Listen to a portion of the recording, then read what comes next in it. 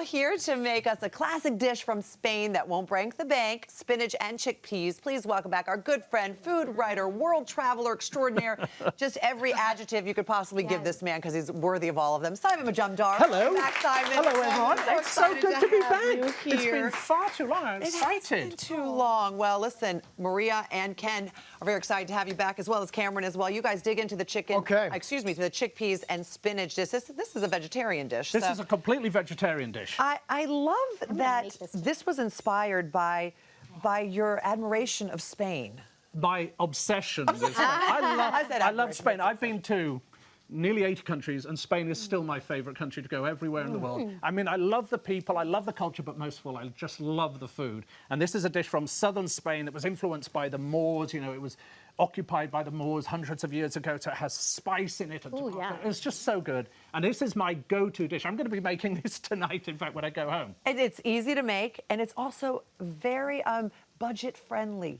This is stuff everyone probably already has in their pantry right now. I was just looking, I'm like, I can actually make this tonight. We have all of this. Everything you should have, with maybe one or two exceptions that you can substitute very easily. And I always have these in the fridge or in the freezer or in the cupboard. Right, and it's simple, and it's all about building flavor. Wow. So over Absolutely. here, So what we've got here is some onions and garlic. Just a little tip, turn this heat down a tiny bit. We don't want this to burn.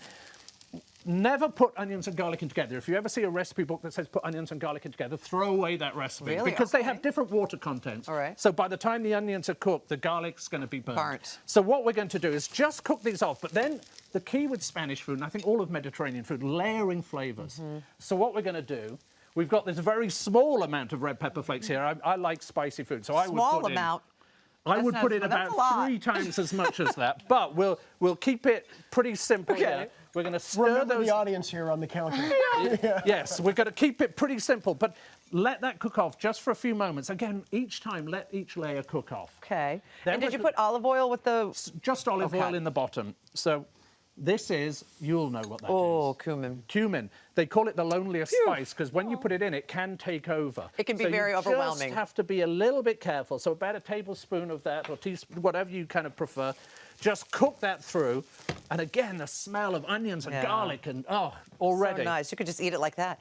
And then salt and pepper as well? We're going to just put a little salt in now. We'll put some pepper in at the end. Okay. Just salt helps to bring the liquid out of the onions. Then we're going to go in with these fantastic canned chickpeas. Now, I always have canned chickpeas, always in the cupboard. You can make hummus with them, you can make curries with them, you make all sorts with them. Always rinse them off though, because they sometimes keep them in brine. They can be very salty. Very salty. So we're now, could you do the dried chickpeas and put them in water overnight? You absolutely can, and that's how they would traditionally do it in Spain. And that's a wonderful way to do it, but sometimes you just don't have time. And that's why my wife, this is one of her favorite dishes. She'll come home and say, I want you to make this. And so I can make this in about 20 minutes and have it ready for her. Wow. Then we're going to add in canned tomatoes with that liquid. We're going to cook that in. Right. Canned tomatoes, you can use fresh tomatoes, just make sure you take the flesh out the inside. And also, it's sometimes it's not tomato season. Yeah. And the canned tomatoes are going to be far more flavorful than the ones you can find in the market. Good canned tomatoes are better than bad fresh tomatoes. Right. That's absolutely it. You're going to cook that through, and then we're going to add in spinach. Now, I will sometimes use frozen spinach. So we're just going to throw that in. Just make sure you squeeze all the water out. All the water out. But fresh spinach, and you know what? Sometimes I cook it in the microwave. I'll just put some bags, put some holes in the bags of spinach, and I'll cook it in. So, but you should add it already cooked. Always add it cooked. Okay. So in this case, we're going to stir that through. But also, think of this from a nutrition point of view. The protein in those chickpeas, the tomatoes is going to have lycopene, which is very good for everyone. The spinach is full of iron. And you can look at the colours as well. They always say the more colorful the food, the better for you it is. Absolutely. Well, this is spectacular. I just can't believe how accessible this is. This feels like I could absolutely do this. You could do it literally tonight. Yeah, right. Now, this is my special ingredient. I'm a big fan of sherry. Sherry is a wonderful, wonderful drink. We often think of it in the US as being this very sweet drink. Yes. Dark, but in this case, we're going to just put a little, it adds flavour. I like to chill it and drink it with it, personally. so what we're going to do... Is that a tip you got from Julia Child? I think she likes to drink with everything. God bless her, Julia. Love Julia. I always loved the sherry. That was the joke, wasn't it? Pop a lid on it, or pop it in the oven. Just let it bake down. For how long? you know what, about 15 minutes. Just everything's cooked, remember, so just letting it come together, letting some of that liquid cook out. And what you'll see is it comes out looking like this. So If you don't have sherry, what else could you You do? could use a little vegetable stock, because this is a vegetarian dish, so I like to keep vegetable stock. If you've got chicken stock and no one minds eating meat, you can add that to it. But then you've got to finish it. Next layer's the flavour. Okay. So here's the thing. Garnish isn't an ornament. It has to have a purpose. So parsley always wakens up the flavour. And you know, another great thing about this is this could serve probably, the way I'm looking at, about 8 people. And it probably doesn't cost more than $12. Incredible. Right? Wouldn't you say? Oh, this is probably going to cost you about $5. Oh, even less. Okay. Less, and you could easily serve, and I'll sometimes serve this. So we've got a little bit of lemon zest, a little bit more, because that's got all the aroma. Oh, that's nice. We're going to put a tiny bit of this.